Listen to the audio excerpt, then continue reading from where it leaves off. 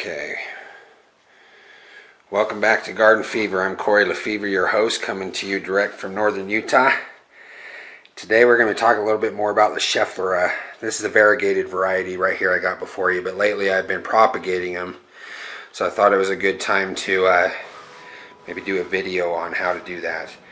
I propagated one earlier this month for my boss, and I did it through a cutting, as you can see here. And that's one way you can do it. Another, we're going to attempt to do a split. I'm going to see how there's 3 stems. I'm not sure if that's 3 different plants or if it's just one that has 3 stems coming up underneath.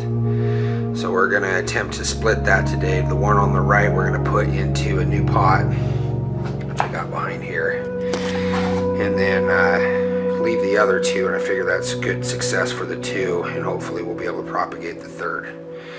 Anyway, we're going to show that next. I always do it on a hard surface, that way I can sweep up the soil if I accidentally spill some on the side, which I usually do. Also, I'm going to do it in another pot, mix the soil, that way I can transfer it from one to the other and mix the varieties of soil that I use.